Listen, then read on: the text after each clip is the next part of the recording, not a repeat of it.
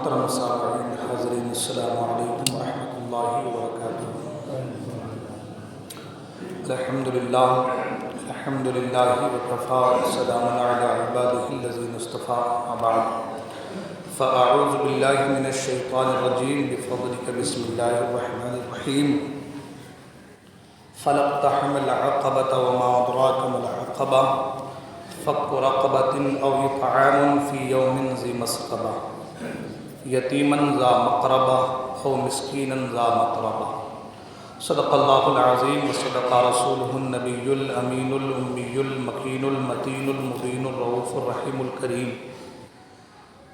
درود پاک پڑھیں۔ اللہم صلی علی سیدنا مولانا محمد بارک وسلم صلی علیہ صلاۃ و سلام علیک یا رسول اللہ صلی اللہ تعالی علیہ وسلم۔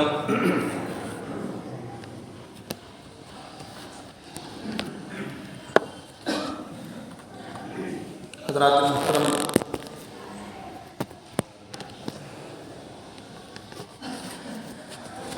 آئیے سب سے پہلے نعت سرور کونین صلی اللہ علیہ وسلم بلکہ منقبت حضرت سیدنا صدیق اکبر رضی اللہ تعالیٰ عنہ کے کچھ اشعار پیش کرنے کی سعادت حاصل کر رہا ہوں۔ توجہ کا طالب ہوں، توجہ کے ساتھ سماعت فرمائیں۔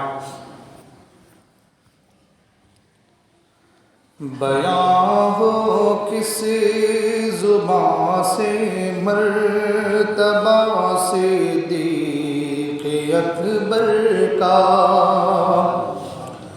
بیاں ہو کسی زبان سے مرتبہ صدیق اکبر کا۔ 22 جمادی الثانی حضرت صدیق اکبر رضی اللہ عنہ کا یوم وصال، ان کی بارگاہ میں خراج عقیدت کے طور پر یہ کلام، اس کے دو تین اشعار۔ بیاں ہو کس زبان سے مرتبہ صدیق اکبر کا، ہے یار غار محبوب خدا صدیق اکبر کا، ہے یار غار محبوب خدا صدیق اکبر کا۔ رسل اور انبیاء کے بعد جو افضل ہو عالم سے،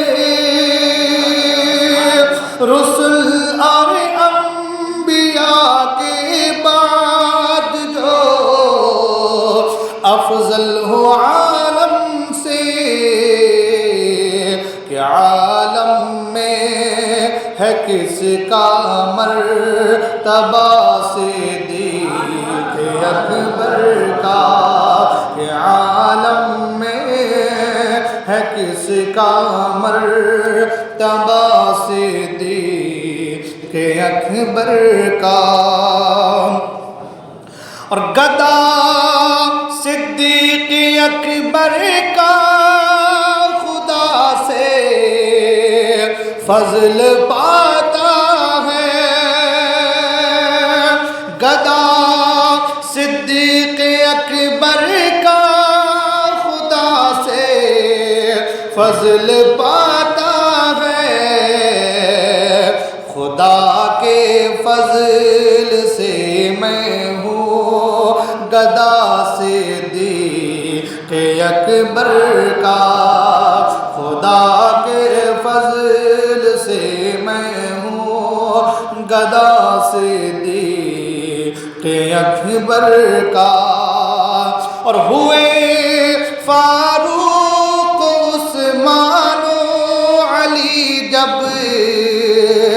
داخل بیعت، ہوئے فاروق عثمان و علی جب داخل بیعت، بنا فخر سلاسل سلسلہ صدیق اکبر کا، بنا فخر سلاسل سلسلہ سے دیکھ اکبر کا. اور آخری شعر مقطع کا شعر، اشعار بہت زیادہ ہیں. لٹایا راہ حق میں گھر کئی بار اس محبت سے، لٹایا راہ حق میں گھر کئی بار اس محبت سے، کہ لٹ لٹ کر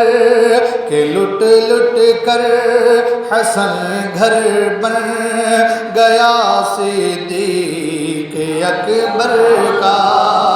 کہ لٹ کر حسن گھر بن گیا صدیق اکبر کا. ہے یار غار محبوب خدا صدیق اکبر کا.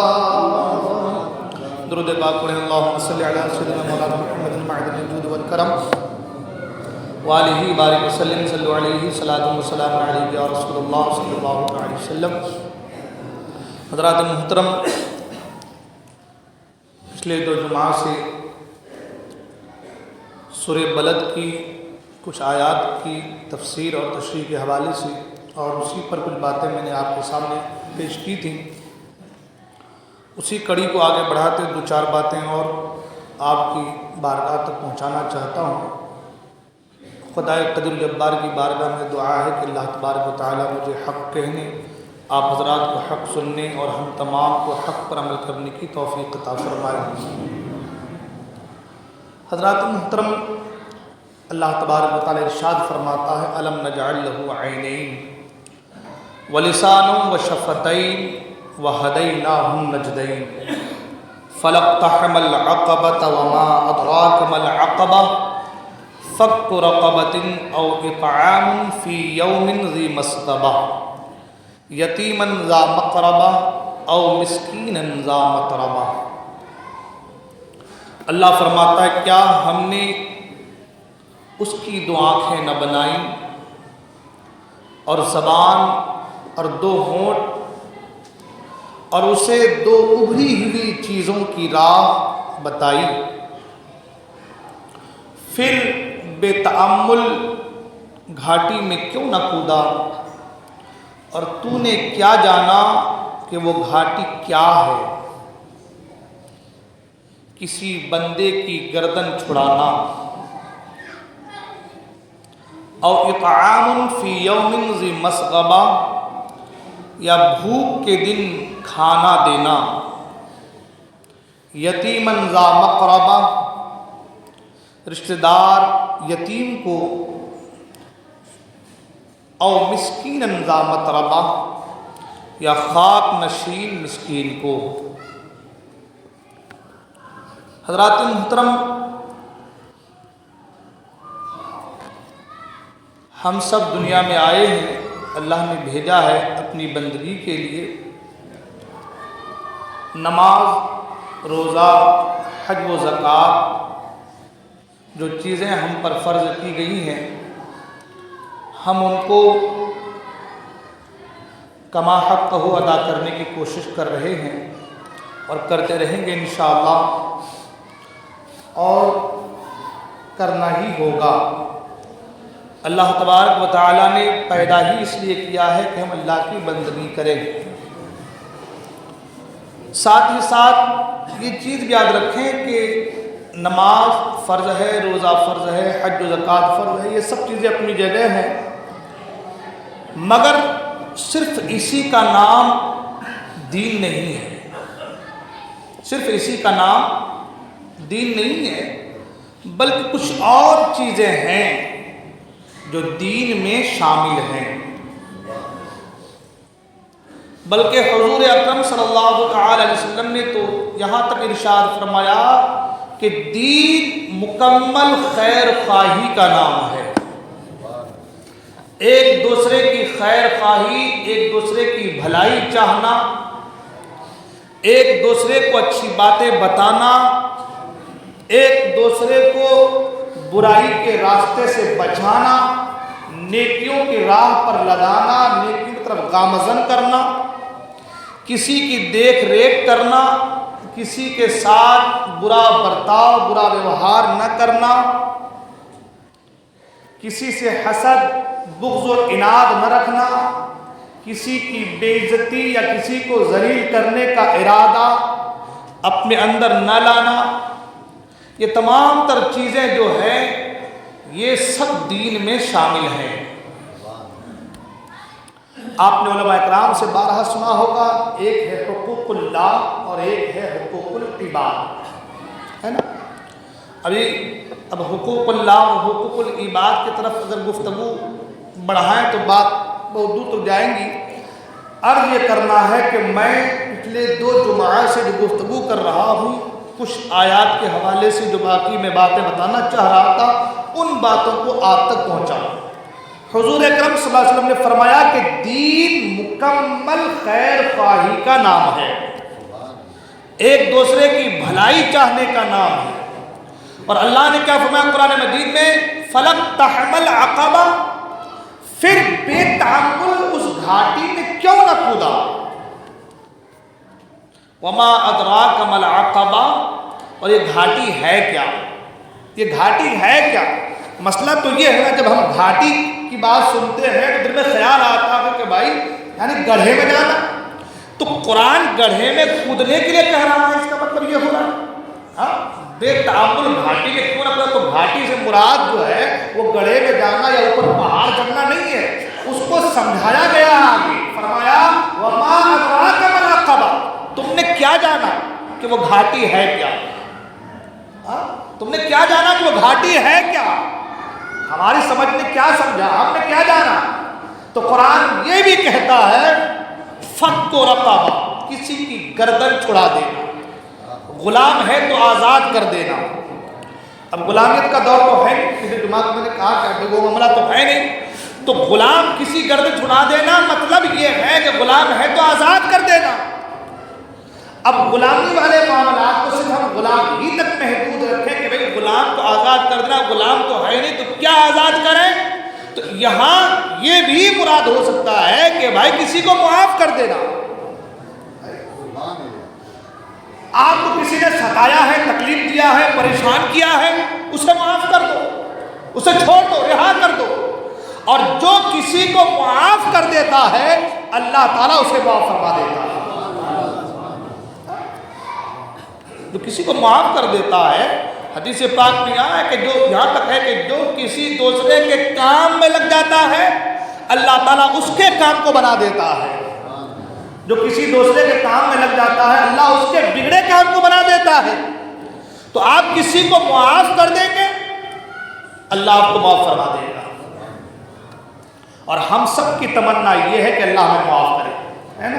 سب کی خواہش ہے کہ اللہ ہمیں معاف کرے، اس لیے کہ ہر ایک سے کہیں نہ کہیں غلطی تو ہوئی ہے، گناہ تو سرد ہوئے ہیں۔ جب ہم سے گناہ ہوئے مولا تو معاف کرنے والا ہے، معاف فرما۔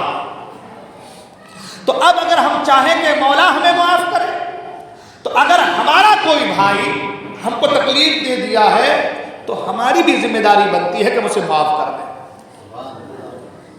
اور میں انشاءاللہ آگے بتاؤں گا ابھی قرآن مجید کے حوالے سے کہ بھائی جو ہوتے ہیں، قرآن نے کہا کل من اخوہ، ہر مسلمان بلکہ مسلمان بھائی ہے آپس میں، فاصلحوا بین اخویکم واتقوا اللہ لعلکم ترحمون، تو ایک دوسرے کی اصلاح کرو اور اللہ سے ڈرو تاکہ اللہ تم پر رحم کرے۔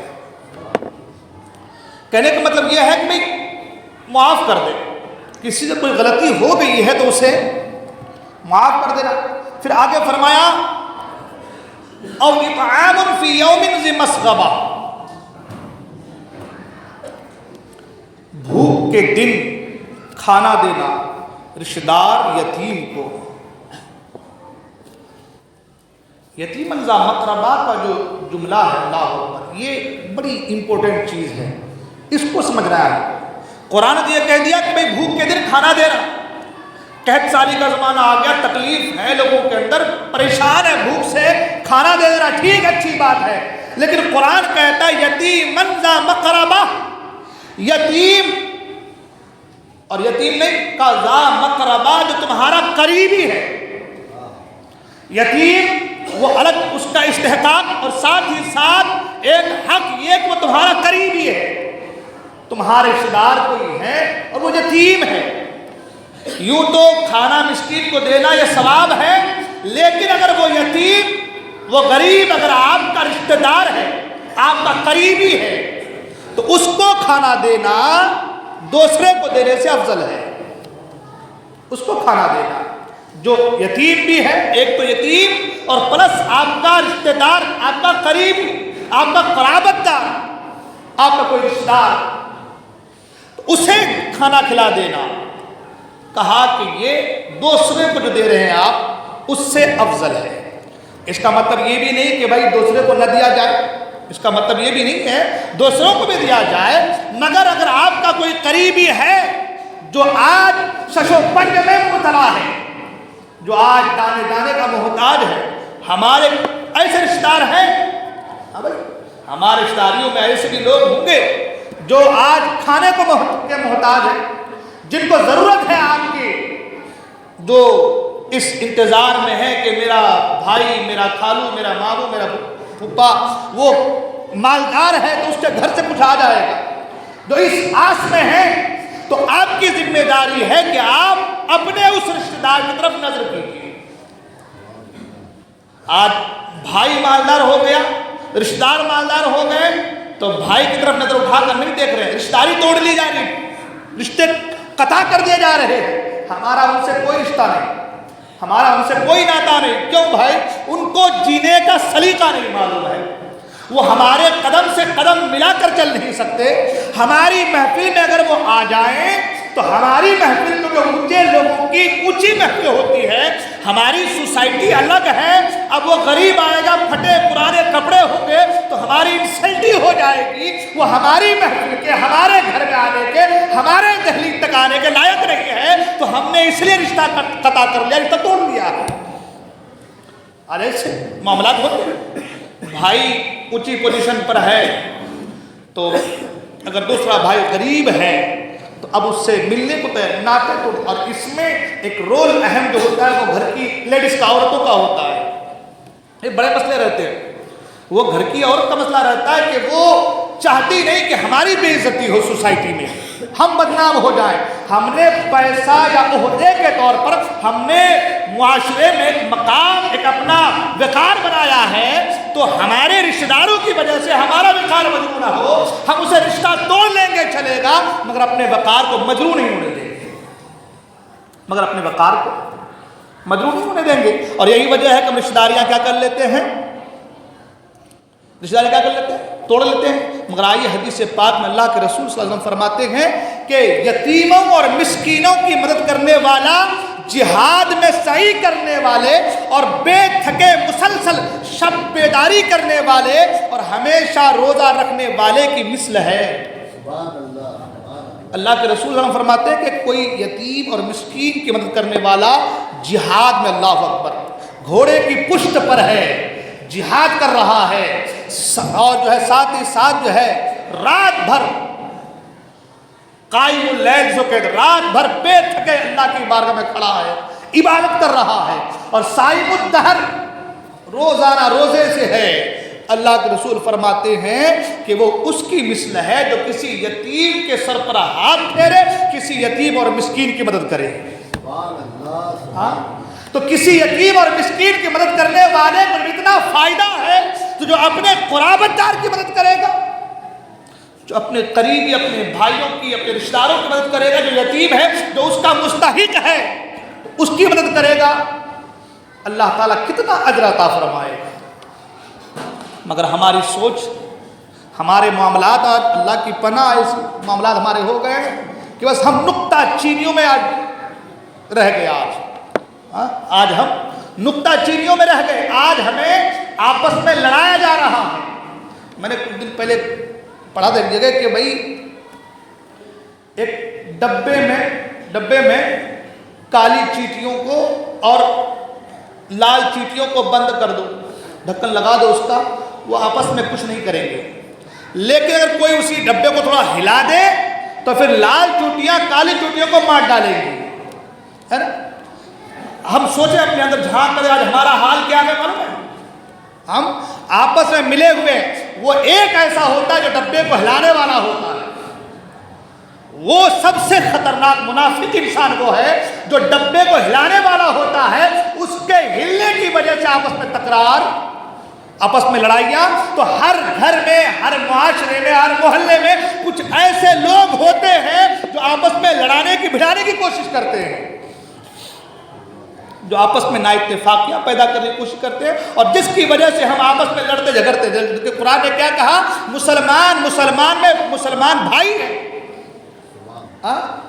مسلمان بھائی ہیں۔ جب جو دینی اعتبار سے بھائی ہو، قرآن نے کہا فَأَصْلِحُوا بَيْنَ أَخَوَيْكُمْ، تو تم اپنے بھائی کی اصلاح کرو، اس کے اندر اگر کوئی تکرار ہے اس کو سلجھانے کی کوشش کرو، نا اتفاقی ہے اس کو اتفاق کے ساتھ نا اتفاقی کو بدلنے کی کوشش کرو۔ جب مسلمان یعنی جو اسلامی بھائی ہیں، ان کے حوالے سے یہ ہے جو جس کا خونی رشتہ ہے، جو بھائی خونی رشتہ ہے، ان کے اندر کیسی باتیں ہونی چاہیے، ان کے معاملات کس قدر ہونے چاہیے۔ تو قرآن نے کہا یتیماً ذا مقربہ او اطعام فی یوم ذی مسغبہ، یتیماً ذا مقربہ، بھوک کے دن کھانا دینا رشتہ دار اور یتیم کو۔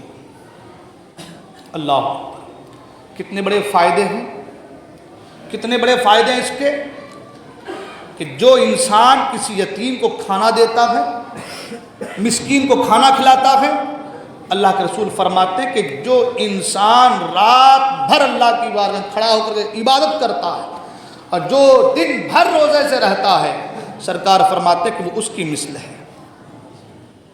اور ایک جگہ اللہ کے رسول صلی اللہ علیہ وسلم نے ارشاد فرمایا کہ مغفرت لازم کر دینے والی چیزوں میں سے بھوکے مسلمان کو کھانا کھلانا ہے۔ مغفرت لازم کر دینے والی چیزوں میں سے، یعنی جن چیزوں کے ذریعے سے مغفرت لازم کر دی جاتی ہے، اللہ اس کے گناہوں کو معاف فرما دیتا ہے، حضور فرماتے ہیں بھوکے کو کھانا کھلانا ہے۔ آج ہم اپنے پڑوس میں دیکھیں کتنے ایسے لوگ ہیں جن کے گھر میں چولہا نہیں جلتا، کتنے ایسے لوگ ہیں جو پریشان ہیں، اس امید میں ہے کہ کہیں سے کچھ آ جائے تو بچوں کا پیٹ بھر جائے۔ کتنے ایسے لوگ ہیں آج۔ اور سرکار غوث اعظم دستگیر رضی اللہ عنہ کا فرمان ہے، وہ فرماتے ہیں کہ اللہ کی بارگاہ میں تقرب الی اللہ، اللہ کا قرب حاصل کرنے میں جتنی چیزیں ہیں، سرکار غوث پاک فرماتے ہیں ان چیزوں میں سے میں نے جو سب سے بہتر چیز پایا تو وہ یہ کہ غریبوں کو کھانا کھلایا۔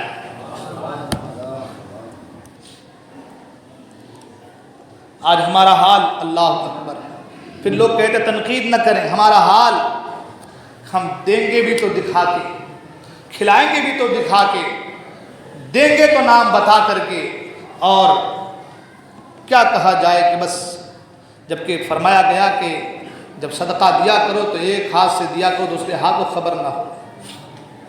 ہاں، لیکن ہمارا عالم آج یہ ہے۔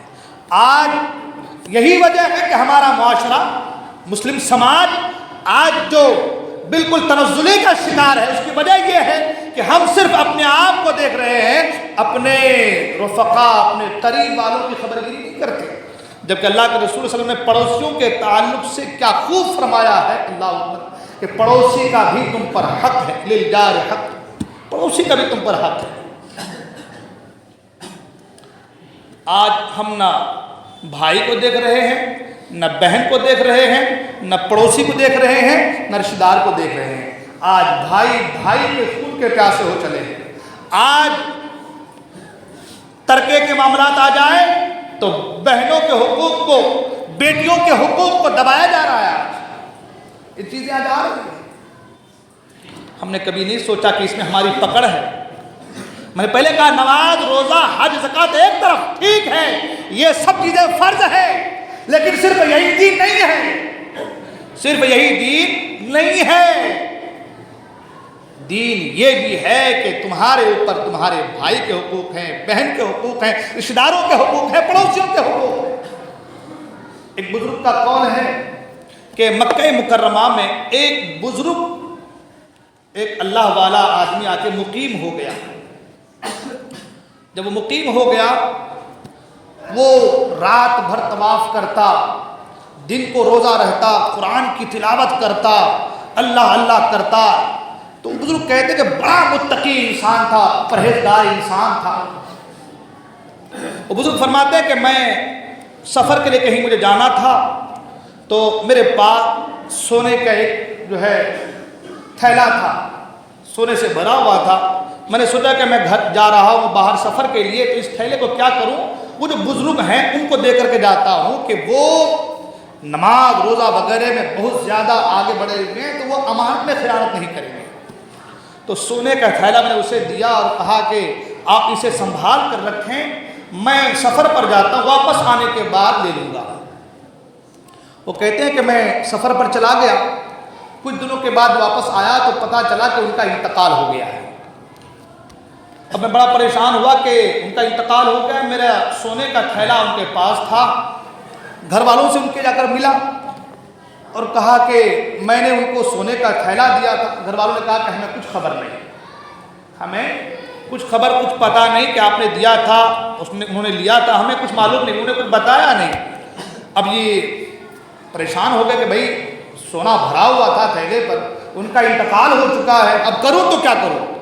اسی شش و پنج میں تھے کہ ان کی ملاقات ایک اللہ والے سے ہو گئی۔ ایک اللہ والے سے ہو گئی، ان سے کہا کہ حضرت ایسے ایسے معاملات ہیں۔ انہوں نے کہا کہ ٹھیک ہے، مکہ مکرمہ میں ان کا انتقال ہوا ہے، تو دفن کہاں ہوئے ہوں گے؟ جنت المعلا میں، ہے نا؟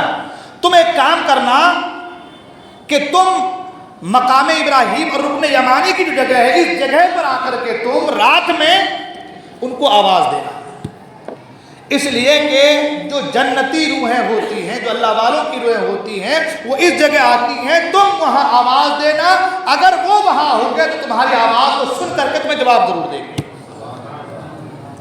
اب یہ بزرگ رات کا انتظار کریں، رات ہوئی، جب سب لوگ اپنے اپنے گھروں کو گئے تو رات کو جو ہے وہ اس جگہ پر آواز انہوں نے لگائی، آواز اے فلاں ابن فلاں، مگر کوئی جواب نہیں آیا۔ صبح ہوئی، واپس پھر انہیں بزرگ کی بارگاہ میں کہ حضرت میں نے آواز لگائی مگر کوئی ان سے آواز جواب نہیں آیا۔ تو اس بزرگ نے کہا انا للہ و انا الیہ راجعون، پڑھا اور کہا کہ ایسا لگتا ہے اس کی روح اگر وہاں نہیں ہے تو تم ایک کام کرو، یمن چلے جاؤ۔ یمن میں ایک کنواں ہے جس کا نام بیر برہوت ہے، برے لوگوں کی روح ہے، یعنی جہنم میں جانے والی روح ہے، وہ روحیں وہاں رہتی ہے، تم وہاں جا کر کے آواز لگانا، اگر وہ وہاں ہوں گے تو آواز کا جواب ضرور دیں گے۔ اب یہ شخص نکلا یمن کے لیے۔ میں یہ بات اللہ والوں کی باتیں ہیں، ہم لوگ ایسا نہ سوچے کہ بھائی ہم سے بھی کسی نے کچھ کر لیا ہے تو چلو ہم بھی جا کے یمن چلے جائیں گے اور وہاں جا کے کنویں میں جا کے آواز لگائیں گے، ہے نا؟ یہ اللہ والوں کی باتیں ہیں، ہے نا؟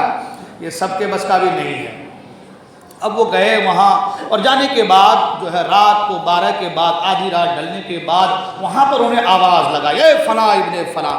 وہ فرماتے ہیں کہ میری آواز لگانے سے پہلے وہاں پہنچا تو ایسا لگ رہا تھا کہ ابھی 2 روحیں وہاں پہ آئی ہیں، ابھی 2 روحیں وہاں پہ آئی ہیں۔ تو ایک روح کے تعلق سے فرماتے ہیں کہ میں نے پوچھا کہ تم کون ہو اور چیخ کیوں رہے ہو؟ اس نے کہا کہ میں فلاں بادشاہ کے دربان کا جو اس کی روح ہوں میں۔ تو کہا تمہاری سزا، تمہاری غلطی کیا ہے؟ غلطی یہ ہے کہ بادشاہ جو بھی کہتا میں دربان تھا تو اس کی ہاں میں ہاں ملا تھا، چاہے وہ غلط کہے تو بھی ہاں، بادشاہ نے جو کہا صحیح ہے، ہاں خراب کہے اچھا کہے برا کہے ہاں صحیح ہے۔ آج ہمارا حال یہی ہو گیا ہے، آج ہمارا حال یہی ہو گیا ہے، وہ بڑا ہے تو ہم دب جائیں گے، وہ بڑا ہے تو ہاں میں ہاں ملا دیں گے، چاہے شریعت کے خلاف باتیں ہم اگر ہاں میں ہاں۔ آپ دیکھ لیں آج معاملہ چل رہا ہے کہ چل رہا ہے؟ کوئی جس کا عقیدہ خراب ہے اگر وہ پیسہ والا ہے تو ہماری نظریں جھک جاتی ہیں وہاں پہ، ہم سلنڈر کر دیتے ہیں اپنے آپ کو۔ عقیدہ خراب ہے چلے گا، بڑا تو ہے، پیسہ والا تو ہے، جھک جاتے ہیں ہم۔ یہ وہ جو سزا جو بتا رہا ہوں اس روح کے تعلق سے، وہ دربان کے تعلق سے، ایسی ہی سزا ایسے لوگوں کو ملنے والی ہے۔ ہاں یہ دین ہے، دین پیسے سے نہیں چلتا، بنگلے سے نہیں چلتا، پراپرٹی سے نہیں چلتا، یہ دین جو ہے وہ مصطفیٰ رحمت صلی اللہ علیہ وسلم کی شریعت سے چلتا ہے۔ ہاں آج تو ہاں میں ہاں ملا دو گے، اور ایک چیز یہ بھی ہے، جو ہاں میں ہاں نہیں ملاتا وہ سب سے برا آدمی بن جاتا ہے پھر۔ ہاں جو ہاں میں ہاں نہیں ملایا نا وہ سب سے برا۔ یہ سارے حضرت لوگ مان جاتے ہیں، یہ والے حضرت نہیں مان رہے، یہ بہت خراب ہو گئے، یہ جھگڑا لگاتے ہیں، ہے نا، کچھ ایسی باتیں ہوتی ہیں۔ ہاں یہ بہت کڑک آدمی ہے بابا، یہ جو ہے ہاں میں ہاں نہیں ملاتے، یہ بہت خراب آدمی ہے۔ اور حضرت علی کا فرمان بھی ہے، حق بات کی ہمیشہ مخالفت ہوتی ہے نا۔ تو خیر جو بھی ہے، عرض یہ کر رہا تھا کہ آج ہمارا حال ایسی بن گیا، ہم ہاں میں ہاں ملاتے ہیں، یہ نہیں دیکھتے ہیں کہ قرآن کیا کہہ رہا، حدیث کیا کہہ رہی، مصطفیٰ کا فرمان کیا ہے، بزرگان دین کس راستے پہ چلے، ہم وہ نہیں دیکھتے ہیں، ہم ہاں میں ہاں ملاتے۔ اللہ کے واسطے غلط کو غلط کہو اور صحیح کو صحیح کہو۔ قرآن نے کہا قل جاء الحق وزهق الباطل، ہے نا۔ اب رہی بات، وہ کہتے ہیں کہ پھر جب میں نے آواز لگائی اے فلاں ابن فلاں، تو آواز آئی ادھر سے، جواب آیا، ہاں بولو کیا کہہ رہے ہو، کیا کہنا ہے؟ تو اس نے کہا کہ میں نے آپ کو سفر پر جانے سے پہلے سونے کی تھیلی دی تھی، وہ تھیلی میری کہاں ہے؟ اس نے کہا کہ وہ تمہاری تھیلی میرے گھر میں جو زینہ ہے، زینے کے نیچے میں نے دفن کر رکھا ہے، تم وہاں سے نکال لینا، میرے گھر میں زینے کے نیچے میں نے وہ تھیلی دفن کر رکھا ہے، تم وہاں سے نکال لینا۔ ابھی پوچھا کہ بھائی تم تو بڑے امین ہو، امانت دار ہو، اور میں نے تمہیں دیکھا کہ تم رات رات طواف کرتے، قرآن کی تلاوت کرتے، دن کو روزہ رکھتے، ہم تمہیں متقی پرہیزگار سمجھ رہے تھے، مگر کیا وجہ ہے، کس چیز نے تمہیں اس عذاب میں گرفتار کر رکھا ہے؟ یہ اصل جو پوائنٹ دبا رہا ہوں، یہ سننے والی بات ہے، اسے ذہن میں رکھیے اور اپنے معاشرے پر نظر دوڑائیے، اپنے معاشرے کے حال کو سمجھیں، اپنی زندگی کا محاسبہ کریں کہ ہم کس ڈگر پر جا رہے ہیں، کس لائن پر جا رہے ہیں، اور ہمیں کس لائن پر جانا چاہیے۔ آپ تو بڑے متقی تھے، پرہیزگار تھے، تقوی شعار آدمی تھے، نماز پڑھتے تھے، روزہ رکھتے تھے، اور آپ رات رات بھر طواف کرتے تھے، قرآن کی تلاوت کرتے تھے، کس چیز نے آپ کو اس عذاب میں مبتلا کر دیا؟ تو اس نے کہا کہ ہاں تم صحیح کہتے ہو، میں نمازی بھی تھا، طواف بھی کرتا تھا، قرآن کی تلاوت بھی کرتا تھا، سب چیزیں اپنی جگہ ہے، مگر مجھ سے ایک غلطی ہو گئی، جس غلطی کی بنا پر آج میں اس عذاب میں گرفتار ہوں۔ اس نے کہا کہ وہ غلطی کیا ہے؟ کہا وہ غلطی یہ ہے کہ میری ایک بہن تھی، میرے والد کے انتقال کے بعد میں نے اپنی بہن کی خبر گیری نہیں کی، اپنی بہن کا حال نہیں پوچھا، جس کی وجہ سے اللہ تعالیٰ نے مجھے اس عذاب میں گرفتار کر دیا۔ یہ سوچنے والی بات ہے۔ نمازی بھی تھا، طواف بھی کرتا تھا، دن کو روزہ بھی، قرآن کی تلاوت بھی، میں پہلے کہہ چکا سب چیزیں ہیں، قرآن کی تلاوت بھی ہے، نماز بھی ہے، روزہ بھی ہے، حج بھی ہے، زکوٰۃ بھی ہے، یہ تمام تر چیزیں ہیں، لیکن صرف یہی دین نہیں ہے۔ دین سرکار نے فرمایا دین مکمل دین خیر خواہی کا نام ہے، ایک دوسرے کی بھلائی چاہنے کا نام ہے، ایک دوسرے کو صحیح راستے پہ لانے کا نام ہے، کوئی بگڑ جائے اسے سدھارنے کا نام ہے۔ قرآن نے کہا فَأَصْلِحُوا بَيْنَ أَخَوَيْكُمْ، تم اپنے بھائی کی اصلاح کرو، دونوں کے اندر کوئی جھگڑا ہے، لڑائی ہے، اس کو صلح کرانے کی کوشش کرو، ان دونوں کے اتحاد اتفاق سے رہنے کا سلیقہ بتاؤ، ان کے اندر تفرقہ نہ ڈالو، اور آگے میں وَاتَّقُوا اللَّهَ، اور اللہ سے ڈرو، لَعَلَّكُمْ تُرْحَمُونَ، تاکہ تم پر رحم کیا جائے، تاکہ تم پر رحم کیا جائے۔ کیا کہا اس نے؟ سب کچھ کرتا تھا مگر اپنی بہن کی خبر گیری نہیں کیا تھا۔ بولا میں آ گیا مکہ مکرمہ، میرے والدین کا انتقال ہو چکا، میری بہن کی خبر گیری نہیں کی کہ میری بہن کس حال میں ہے، نمازوں میں لگا رہا، قرآن کی تلاوتوں میں لگا رہا، اللہ اللہ کرنے میں لگا رہا۔ اگر ان ساری چیزوں کے ساتھ ساتھ اپنی بہن کی خبر گیری بھی کر لیا ہوتا تو آج یہ دن دیکھنا نہ پڑتا۔ اس لیے یہ نہ سوچنا کہ میں نماز پڑھ رہا ہوں 5 ٹائم، میں نے حج کر لیا ہے، میں زکوٰۃ دے رہا ہوں، قرآن کی تلاوت کر رہا ہوں، صرف اسی میں سب کچھ ہے نہیں، اس کے ساتھ ساتھ اپنے بھائی کی دیکھ ریکھ بھی کرنی ہے، اپنی بہن کا خیال بھی کرنا ہے، یتیموں پر دست شفقت بھی پھیرنا ہے، بیواؤں کے ساتھ اچھا سلوک بھی کرنا، اچھا برتاؤ بھی کرنا ہے، مسکینوں کی خبرگیری بھی کرنی ہے، اپنے پڑوسیوں کے حقوق کے حوالے سے آپ کو کوشاں بھی رہنا ہے۔ یہ تمام تر چیزوں پر اگر آپ نے عمل کیا تو انشاءاللہ الرحمن آپ کا بیڑا پار ہوگا۔ یہ ساری باتیں بتانے میں بہت جلدی کے ساتھ میں بتا دیتا ہوں، اس کی گہرائی تک جائے تو بہت بڑی بات آج ہمارے یہاں ہو رہا ہے۔ فلاں سے کوئی بات ہو جائے، ہم نماز 5 ٹائم کی پڑھ لے رہے ہیں، مگر اس کو سلجھانے کی کوشش نہیں کرتے، اسے سمجھانے کی کوشش نہیں کرتے، دھیرے دھیرے وہ ہم سے کٹتا جاتا، دور نکلتا جاتا، بگڑ جاتا ہے، معاملات خراب ہوتے چلے جا رہے ہیں۔ قرآن نے یہ نہیں کہا، قرآن نے کہا یا ایھا الذین آمنوا قوا انفسکم واہلیکم نارا، خود کو بھی اور اپنے اہل و عیال کو بھی جہنم کی آگ سے بچاؤ۔ تو جہاں خود بھی بچنے کا خود کو بچنے کا حکم دیا، ساتھ ہی ساتھ اپنے اہل و عیال کو بچانے کا حکم دیا کہ تم خود بھی راہ راست پہ آؤ، اپنے گھر والوں کو بھی راہ راست پہ لگاؤ۔ فاصلحوا بین اخویکم، اپنے بھائیوں کے اندر صلح پیدا کرو، اپنے بھائیوں کے اندر کی نااتفاقی کو دور کرنے کی کوشش کرو، بھائی بھائی کے حقوق کو سمجھے، ایک آدمی اپنے پڑوسیوں کے حقوق کو سمجھے، اپنے رشتہ داروں کے حقوق کو سمجھے، کوئی کمزور ہے تو یہ نہیں کہ اسے چھوڑ دیا جائے، اسے ساتھ لے کر کے چلا جائے۔ ہاں؟ آپ تاریخ پڑھیں، صحابہ اکرام کی زندگی کا مطالعہ کریں، حضور اکرم صلی اللہ علیہ وسلم کی زندگی کا آپ مطالعہ کریں تو آپ کو معلوم چلے گا کہ سرکار اقدس صلی اللہ علیہ وسلم کے یہاں کچھ آتا تو حضور اپنے ساتھ ساتھ دوسروں کو بھی تقسیم کر دیا کرتے تھے۔ صحابہ اکرام کا حال بھی یہی رہا، مگر ہم ہیں اللہ اکبر کہ بس جو کچھ ہے اپنے اندر سمیٹا جائے۔ اسلام یہ کہہ رہا ہے، آپ سے ہم سے مخاطب ہے، تم چاہتے ہو کہ تمہارے اندر طاقت پیدا ہو، ایک جہدی پیدا ہو، قوت پیدا ہو، تو پھر ایک دوسرے کی اصلاح کرنے کی کوشش کرو۔ کینچی نہ بنو کاٹنے والے، سلنے والے سوئی اور داغا بن جاؤ کہ دوسروں کے عیب کو چھپایا جائے۔ آج تو سرے بازار عیبوں کو دوسروں کو اچھالا جا رہا ہے۔ بدنامی کسی کرنے کی بات ہو تو اکیلے میں بولا جائے تو ذلیل کب ہوگا، 10 کے سامنے بولا جائے تو ذلیل ہوگا، تو اس کے سامنے اس کے عیبوں کو اس لوگوں کے سامنے ظاہر کر۔ آج یہ معاملات آ گئے، کسی کو نیچا دکھانا یہ ہماری فطرت بن گئی ہے۔ آج خدا کے واسطے اگر تم کسی کو ذلیل کرنا چاہو، خدا جسے عزت دینا چاہے اسے کوئی ذلیل نہیں کر سکتا، اسے کوئی ذلیل نہیں کر سکتا۔ اس لیے کسی کو ذلیل کرنے کا سوچو مت، تم دوسروں کے عیبوں کو چھپاؤ گے، اللہ تمہارے عیبوں کو چھپائے گا۔ کون یہ سوچ لے گا کہ بھائی میں عیب دار نہیں ہوں، میرے اندر کوئی خرابی نہیں ہے، مجھ سے کوئی گناہ سرزد ہوا ہی نہیں ہے، میں گنہگار ہوئی نہیں، کون یہ کہہ سکتا ہے؟ آپ کی بھی اگر عیب ہے، اگر آپ دوسرے کے عیب کو ڈھانکو گے، اللہ تمہارے عیب کو ڈھانکے گا، تمہارے عیب وہ ستار ہے۔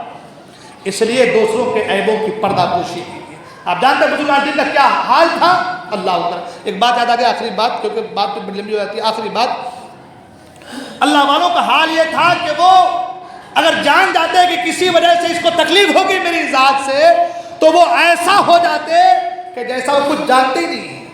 میں نے ایک بزرگ کے حوالے سے پڑھا کتاب میں کہ ایک بزرگ کے پاس کوئی بوڑھی عورت آئی اور اتفاقاً یہ کہ اس کے جو ہے اس کے پاس جو ایسا معاملہ ہوا کہ وہ ری خارج ہو گئی، ہوا خارج ہو گئی، اس کو بڑی شرم سی محسوس ہوئی، تو بزرگ ان کے سامنے ایسا بن گئے جیسے کہ ان کو سنائی نہیں دیتی کچھ، بہرا جس کو کہتے ہیں، ہے نا، بالکل ایسا بن گئے کہ جیسا اسے کچھ سنائی دیتا ہی نہیں ہے۔ جب تک وہ عورت، وہ بوڑھی عورت باحیات رہی، وہ اسی طرح رہے کہ کچھ سنائی کو دیتی نہیں ہے۔ جب ان کا انتقال ہو گیا تو بتائے کہ ہاں مجھے سنائی تو دیتا ہے، لیکن اس وجہ سے میں بہرا بن کر کے تھا تاکہ میری وجہ سے ان کو کہیں لوگوں کے سامنے رسوا نہ ہونا پڑے۔ یہ جو اچھے لوگ ہوتے ہیں ان کا طریقہ ہوتا ہے، جو بڑے لوگ ہوتے ہیں ان کی بڑی سوچ ہوتی ہے۔ ہمارے ایسا نہیں کہ ہم دوسروں کے سامنے دوسروں کو ذلیل کرنے کے سوچتے ہیں، ہاں ہمارے ایسا نہیں ہے۔ دل صاف رکھیں گے نا سب صاف ہو جائے گا، ہاں اس کو پاک رکھیں گے، صاف رکھیں گے نا سب صاف ہو جائے گا۔ دوسروں کو ذلیل کرنے کی سوچو مت، دوسروں پر عیب یا تہمت لگانے کی سوچو مت، دوسروں کے حوالے سے اچھا سوچو تو تمہاری زندگی بھی اچھی ہو جائے گی انشاءاللہ۔ بہت ساری باتیں ہو گئی انشاءاللہ۔ ساتھ ہی ساتھ ایک بات یہ، میں نے بہت سارے یتیم اور مسکین کے حوالے سے بتایا، پچھلے جمعہ میں بتایا تھا کہ بھائی جو کچھ بھی آپ اللہ کی راہ میں دیتے ہیں یا دیں گے، مشکل کام جو ہوتا ہے، قرآن نبی کا فلق تحمل عقبہ، بلا تحمل اس گھاٹی میں کیوں نہ کودا، اس سے مراد یہ ہے کہ جہاں دشواری ہے، جہاں تکلیف ہے، جہاں آپ کا دل شش و پنج میں مبتلا ہے، کروں نہ کروں اتنا مال چلا جائے گا، ضائع ہوگا، برباد ہوگا، ایسی جگہ پر اگر آپ اپنے دل پر ہاتھ رکھ کر کے اس مال کو اللہ کی راہ میں دے دیتے ہیں تو آپ سمجھ جائیں کہ یہی وہ چیز ہے جس کے تعلق سے قرآن نے کہا فلق تحمل عقبہ، ہے نا؟ تو اللہ کی راہ میں دیجئے، قربان کیجئے۔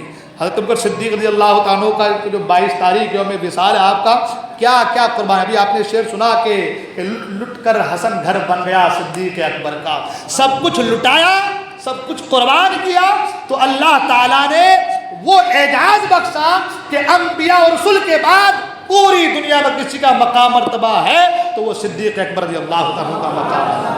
اور اعلیٰ سرکار فرماتے ہیں بے نشانوں کا نشان مٹتا نہیں، بے نشانوں کا نشان مٹتا نہیں، مٹتے مٹتے نام ہو ہی جائے گا۔ تو جو لٹائے گا، جو راہ خدا میں خرچ کرے گا، اس کا نام اگر دنیا دار کو نہ بتائے وہ، اللہ اس کے نام کو روشن فرما دے گا، سبحان اللہ۔ اس لیے مسجد کا کام چل رہا ہے، دل کھول کر کے لٹائیے، دل کھول کر کے زندہ دیجیے، انشاءاللہ مسجد جو ہے تعمیر ہوگی اور آپ کا پیسہ اس میں لگے گا تو اللہ تبارک و تعالیٰ تعمیر مسجد اللہ اپنے گھر کی وجہ سے آپ کے لیے جنت میں محل تعمیر فرما دے گا۔ لہذا اس کا خاص خیال رکھیے، اللہ کی راہ میں قربان کیجیے۔ اللہ تعالیٰ ہم تمام کو دارین کی سعادتوں سے مالا مال فرمائے۔ بولنے کو غلطی میں توبہ کرتا استغفر اللہ ربی من کل ذنب واتوب الیہ، لا الہ الا اللہ محمد رسول اللہ صلی اللہ علیہ وسلم۔ السلام علیکم و رحمۃ اللہ وبرکاتہ۔